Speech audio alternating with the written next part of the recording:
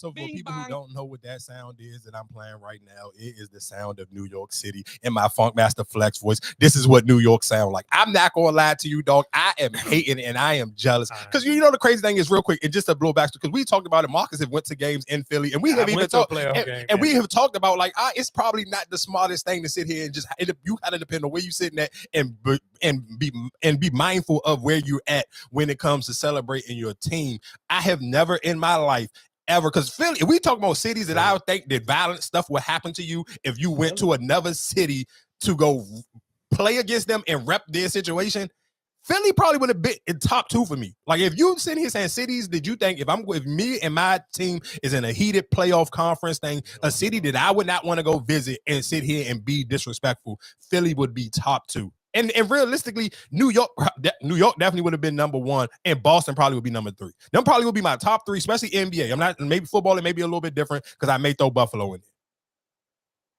And that's still in New York. So that's just my thing where it's just like, I can't believe that I literally, in my age, that I've seen New York people literally go take over Philly. I couldn't believe it. And shout outs to Meek Mills. People give Meek a hard time about all his tweets and stuff that he say, but I do respect that Meek was like, dog, what are we doing as a city that we sitting here letting Joel go out weak like this? We're like, dog, we giving up on him already? Did y'all allowed all these New York people, dog? And I'm talking they was deep. I'm talking about probably by the thousands, dog.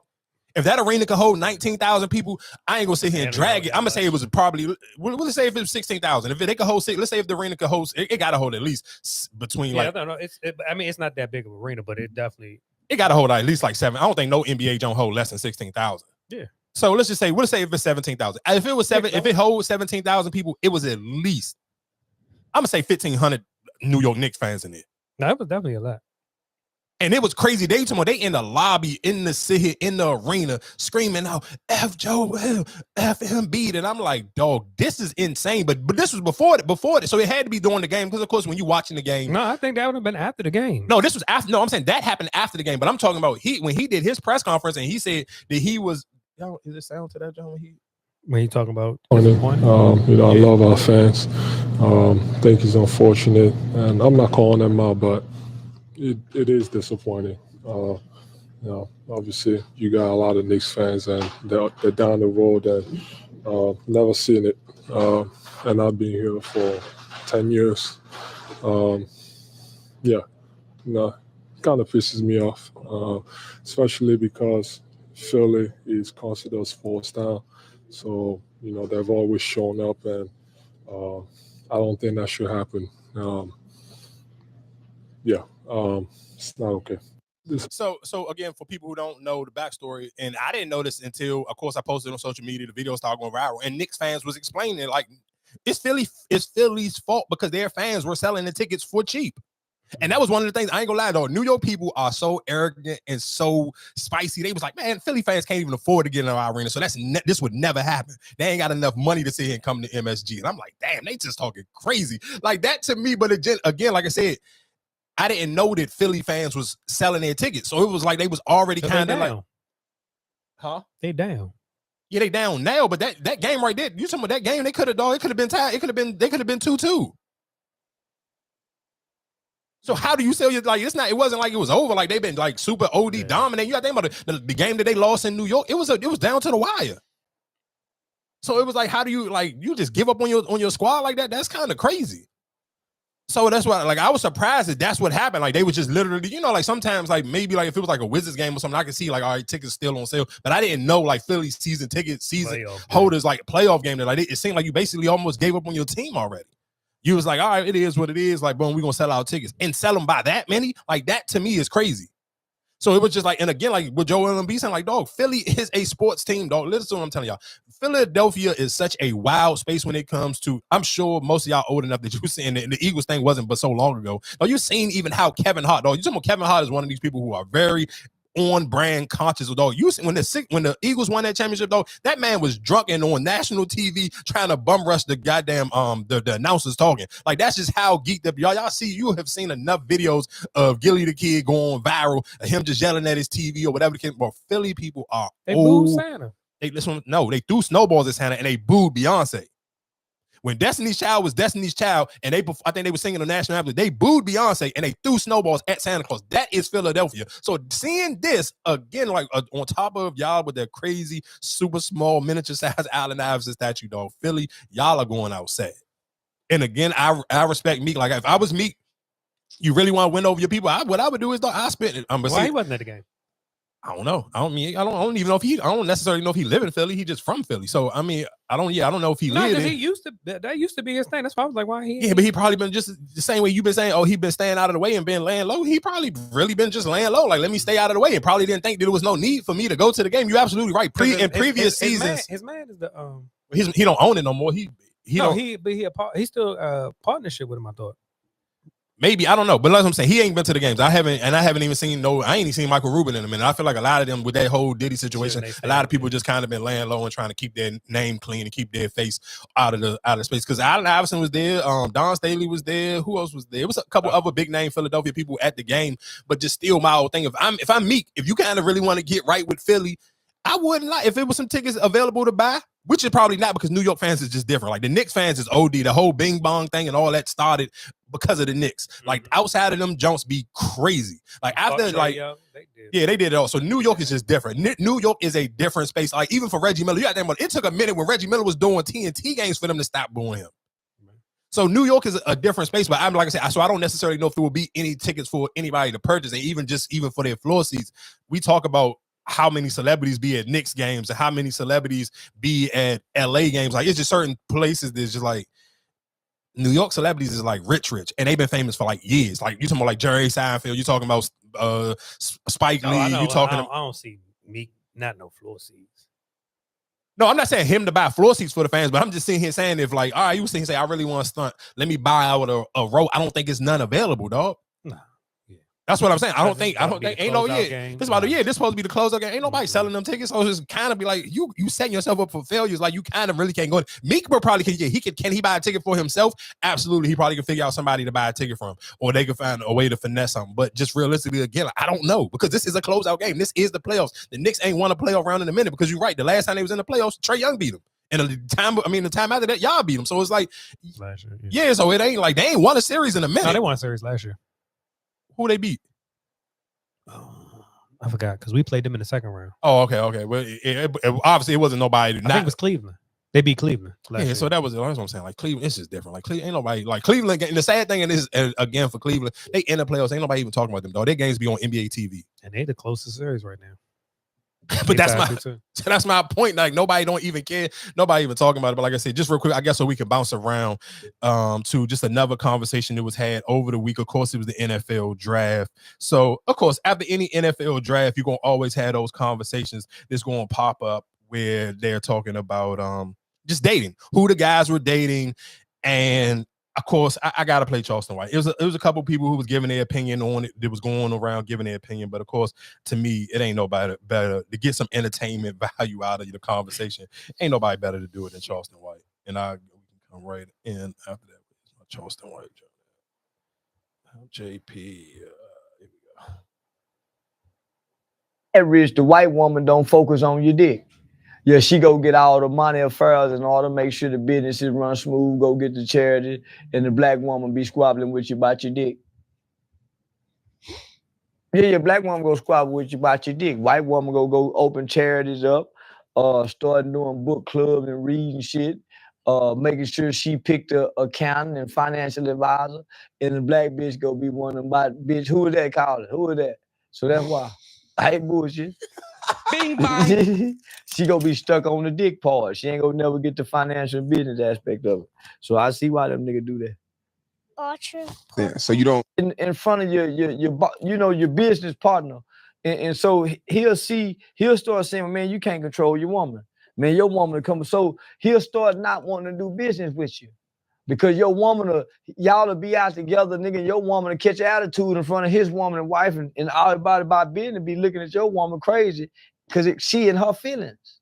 Mm. The black woman, between the black woman and the black man, they in their feelings everywhere. Everybody else trying to have a good time, they go get in their feelings. Everybody else trying to conduct business, handle business, nigga, it's gonna be so. That's why That's why you see all them niggas with a white bra, unless they been with the woman like Snoop Dogg, Denzel, you know, that's why. Because nobody's training and teaching black girls how to deal with successful black men. They just learning how to deal with hood niggas. Niggas who, there ain't no. So for people who, like I said, you don't know, the draft was over the week, and of course the #1 draft pick was Caleb Williams, and Caleb Williams is a DC DMV native, and I think from Bowie. Yeah, he's from Bowie, but he went. I mean, of course, he went to one of those big prep schools in DC. So, I forgot the name of school he played, because I was watching, I listened to his thing on the Pivot, and they was just talking about like playing DeMatha and all these other big schools. This here, it's known for their football programs. With all that being said, of course it was he coming, I guess, on his way, making his way to the draft, into the building and stuff, and he had his girlfriend. His girlfriend was a white girl. So of course some people, and realistically, some people wasn't as like, because Caleb Williams kind of is just a little bit different, because of course he paints his nails and stuff, and he's very like flamboyant, and he's cool, and he's a little bit different. So a lot of women weren't as upset with the Caleb Williams thing, because a lot of people was like, let's be real, most of y'all realistically wouldn't date Caleb Williams. And that conversation that came and made it even get a little bit more trumped up. It was a girl in the club, and she was going viral, and she said, I love drug dealers. So then of course Spiritual World picked it up, because somebody had it on their tweet and was saying, oh, the NFL draft make way more sense now, because if these are the age group of women that they have to pick from. If I gotta sit here and pick from a white girl who just gonna be here happy to smile, and I'm dealing with the younger black girls in my age group are in the middle of the club holding up a phone. It's a phone, literally. The girl got it on the screen on her head, like literally hold, like it's like a like one of them little, almost like the belts you used to wear back in the day, and it read your name. It was like one of them jumps, an LED light, and it was on her phone, and it said, it read, I love drug dealers. So they was attaching all those two things together. And then what really sent it over the top, of course, we always looking for that moment where it's like the black mom kind of like disrespecting and violating the white girlfriend. So it was a African player, like literally like not African American, like a African, like his whole family, like his mom even had like one of the African garments on during the draft. I believe he got drafted from the Jets. He got drafted by the Jets, and the whole family in the house going crazy. That's not his whole family. It was a lot of white people. It was a lot of white people in the video as well, but nigga, they was still in there deep. But the mother let it be known, like, nah, you not about to get your moment off in this goddamn video. So the mother hugging her son and happy, and then pushed the white girl hand off. Like the mother had her moment. She ain't push it, but she moved. Nigga, she moved her hand when you ain't getting in this goddamn jump. The other lady was more the one before that. Who was a CD Lamb? I think that was more of a. I mean, his one was different because the girl tried to take his phone, and he snatched his phone back. But I feel like I think she did it, but she didn't do it too disrespectful. She did it disrespectful enough that it became it started up the conversation. She was, but I feel like even that the girl at that time, like, you was doing too much. You wasn't like. Well, but you going too far back. We don't gotta go to that draft. We talking about right now. What happened this week? That girl didn't do nothing. What, she didn't do nothing. The way you was like, she didn't fit in that whole picture at all. Yeah, because she's white. No, because the people behind her was white. They had the school shirts on, and his whatever he came from. She was just, I felt like she didn't fit in, and she was one of those type. Oh, hey, baby. So explain to me why you feel like she didn't fit in. Because nigga, pause, no homo. If I'm the one taking the dick, I fit in this room more than everybody else. The way she looked, she didn't fit in there. Okay, yeah, because she's white and they black. I don't even think she's white. I just think like her whole outfit, just like how she wasn't there to. Yeah, because guess what? I'm not putting on no goddamn shirt, because I'm the one literally laying up with this nigga, getting hit with this nigga when he coming home from these games. Y'all not. So yeah, that's why you got these stupid ass t-shirts on. I don't got this t-shirt on because I'm the one taking the pipe. Pause again. What are you talking about? I fit in this room just as much as the people who gave him birth. What the hell are you talking about? I'm the next closest person. That's why I'm sitting on the couch with y'all. This was a 4 people on the couch situation. It was the girlfriend, the mother, him, and his dad right next to him. That's it. Everybody else in the back. So obviously I fit in here enough that y'all allow me to sit on the couch. I'm not in the back like everybody else. So we not, but let's be. She looked like what's the name off of what's the movie with Queen Latifah and Common, the sister, Robin Thicke's girl. I don't know. The basketball movie. I know what you're talking about, but I don't know who the person is. The one, the sister who was just with him because he was about to be an athlete. Like, that's who she looked like to me. But okay, but I even seen sometimes where, again, I seen the dude, I would have played his clip, but it's just like sometimes I don't be knowing when they be playing this music. I ain't getting my YouTube channel flag to play somebody else's clip. But a dude was sitting here saying this sometimes you realistically even for Caleb Williams, and I'm just because I watched his pivot interview and I'm just listening to him and I'm listening to him talk, and then I'm just, of course, because I didn't watch so much Angel Reese stuff, or even when you hear Kevin Durant talk, if you seen Mike Beasley, like you can tell, even though the Angel Reese from Baltimore, she sound more like a PG County person because she don't have like the hard accent like a Jess Hilarious, where her accent is a little bit more, it sounds like she's from PG. Like she didn't tell you she was from Baltimore, you would probably think, all right, she from like PG County or something, or she may be from like Glen Burnie. Like it's just not, I can't even say Glen Burnie because some Glen Burnie people got a hard Baltimore accent. So it just probably just depends, but she just sound more PG County than she sound Baltimore. But just you can still tell she's from the area. And the same, like if you listen to Mike Beasley talk, if you listen to when Kevin Durant get mad, he sound like he from the DMV. Like he that like his polished like professional voice, it go out the window and you can hear his accent a lot more. He kind of like use his words where it sound closer to like he about to say Mo and stuff like that. So you kind of get all of those things going on. So listening to Caleb Williams do an interview, he sounds like his parents made sure and even when he explained his story, like they went out of their way to make sure he was ready to be on the right path. Like they've been training him for this since whenever they felt like he was going to be the chosen child. When they felt like he was going to be one and they was going to make sure that he one day be the number one draft pick, like even just listening to him tell a story. So even the way he talked, like he take his time to say his words. He don't rush it. He don't talk fast. Like he not even just that he educated, but it just sounds like, dog, some people are ready for the moment. Like we talk about that all the time, how people can pray for certain things, but you're not ready for the moment. And it's something like me and Top talk about this all the time when we talk about like rappers do their interview, because for some rappers, when you get your chance to first get your big break, like if it's on the Breakfast Club or something like that, or that's your first big interview, it could even make or break you. Like it could be like people be like, damn, I didn't even know this person, like Kevin Gates. Like a lot of people, like even somebody like me, like I can tolerate some Kevin Gates songs, but I die to go watch a Kevin Gates interview because he does great interviews. But somebody like Chief Keef, he's never done another interview after he did his Breakfast Club interview. It was horrible. But even to go watch, or somebody like the Migos, watch the Migos first interview on the Breakfast Club to watch Offset on Shannon Sharp John. Like you can see the growth on certain people when they take certain things serious. But some people, their parents have been training them mentally on how to talk, how to answer certain questions, how to sit here. Like nothing like really rattles Caleb Williams' cages, even when people were talking about him painting his nails and whatever the case may be, and he just like how he can go in depth and explaining on why he painted his nails, how it helped him express himself. Like even when we talking about the dude from Duke, like some dudes are just they so confident and so ready for this moment. I know how I'm here for it. I'm not ducking the smoke. I'm going to know how to talk. I'm going to do my piece. So it's just a little bit different. So that's just my thing. Is just like you can just tell some people to train, and then and I do want, and two, I guess I can tie this in so we can kind of don't got to stay on sports and keep bouncing around. I can put all these topics together. And even when he was explaining the story, because they was asking like, damn, you so young and you seem so professional. Have you ever actually got to enjoy life as a kid? Like, did you not, and not sitting here saying as a kid, but even as a young adult, when you start to become Caleb Williams, when people kind of already knew, like, no, he's going to go to the NFL because you can see the skill level, did you actually still get to go to parties and enjoy yourself? And he was just like, yeah, I never robbed myself or robbed my teammates of those moments. Like, we'll go out and after a big game and enjoy it, go to maybe like a party or something, but I know when to leave. Like, we're not about to stay too long. We're going to come, we'll show our face, whatever case may be. So, people can see us, we can, have a good time. And of course, I guess if people want to roll with you, they'll leave, whatever case may be, but we all leaving together. And the reason why I even bring that story up is it was the wide receiver from the Texans. What's this young man name? He got injured during the season. Yeah. Like he was one of the that's the rookie. The rookie that he was supposed to, the wide receiver. What is his last? I want to say it's like Tank something. What is his name? His last name is Dell. Dell, yeah. I want to say like Dell Tank or something like that. No, his last name is Dell. I think it's Tank. It might be. Yeah, it's Tank. It's Tank Dell. That's his name. Matter of fact, that's his name. You're absolutely right. That's his name. So the rookie wide receiver for the Houston Texans, he was at a pool party in Florida. And they kept saying a club, but I seen the actual video. It was nigga, this is like a pool party. It was literally at a pool. Like it was a fight. So that now, because it was a 16-year-old that did the shooting. So now it's explained because everybody kept saying like, "Dog, how a 16-year-old get in the club?" And it was kind of like, all right, I get people got fake IDs, but this little boy look young as hell. Ain't no fake ID getting him into no club like that. That you say there's a pool. But so when the video surfaced and you see it's a pool party, and a big fight breakout. See, told you I don't like them shit. But that's my point. And when I'm looking at it, but again, to go to the conversation that we always have sometimes where it's like, and I know I sound old and it sound like, but when you get to a certain level, and that's why I'm not mad at Caleb Williams. Or even it was a video of Caitlin Clark, and she was doing her press conference, and they was asking her how she, like being in Indiana. She's like, bro, I don't go out. Yeah. She's like, I brought my PS5 with me. She's like, I ain't hooked it up yet because I'm still in the hotel room. I haven't moved into my space, but I'm going to be in the house playing PS5.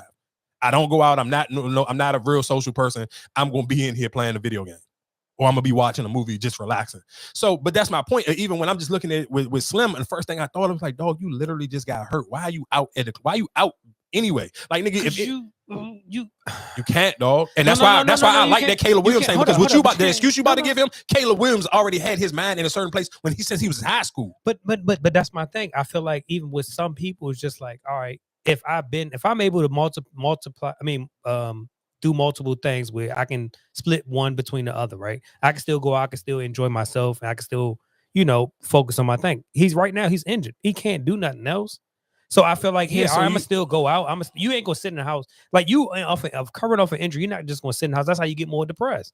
That shit hurts you more. Like if you just sitting in the house, I'm not going out nowhere. I'm like, oh, everything going on in my lifestyle. No, you want to still move around. You still want to feel like well, guess what now? I guarantee you that team is about to be complete dickheads with him forever now. No, I doubt it. Nigga, you crazy? How you ain't? Though you haven't even played a full season yet, and you somewhere getting shot. He played most of the season. He got hurt before the playoffs.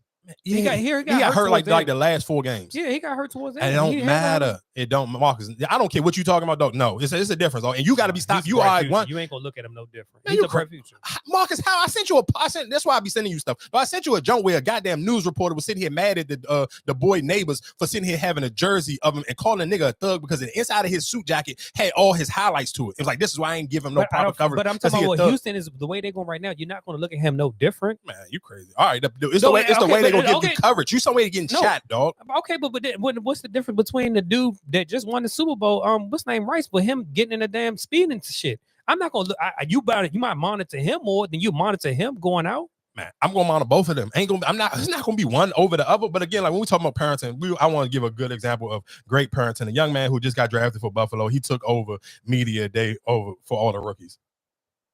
Hey, you forgot I went to school in Michigan for 2 years? Guess where I got this from, though?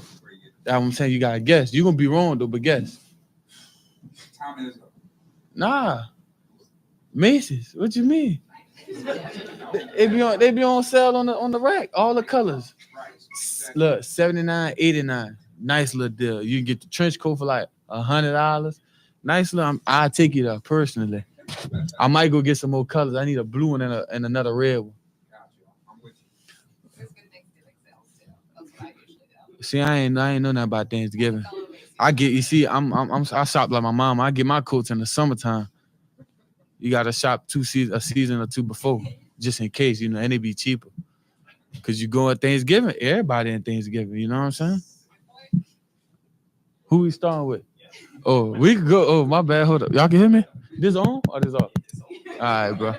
Man, and this is again what I'm talking about. That is the difference between when we talking about like somebody like Caleb Williams who's been raised correctly. Though you can tell that this kid, dog, this is the first thing he said, dog, I'm like my mama. I shop seasons ahead because the stuff will be cheaper. I'm not gonna go on Thanksgiving when everybody else there and the prices may be a little bit different, because you absolutely right. If you realistically, if you can afford or you can't afford, for a fact shopping for winter stuff during the summertime is way cheaper, because you'll go into most stores, it's gonna be on the clearance rack or whatever the case may be. It's gonna be even cheaper than like when the lady said Thanksgiving. But that's my point of, though, the way you raise your kids, other people are going to be able to judge who raised their kids when they sit here, when they can hear your kids speak or the way their kids present themselves. So when you hearing him, that's all you see. All the analysts like, dog, you can tell his mother did an amazing job on him. The way he carried himself, yes, ma'am, yes, sir, whatever the case may be, and he very charismatic. But he still even, dog, you talking about he went in the first round, and what number did he go? He went to Buffalo, so I mean, of course, it was late, but it was still in the first round. He still was a first round draft pick. But even still, him talking about saving money, he ain't talking about, oh, I'm about to sit here and go to Montclair and buy. He's talking about buying an $80 jacket, dog, and he's going to be in the NFL. He's going to make millions of dollars, but he's still talking about buying an $80 coat.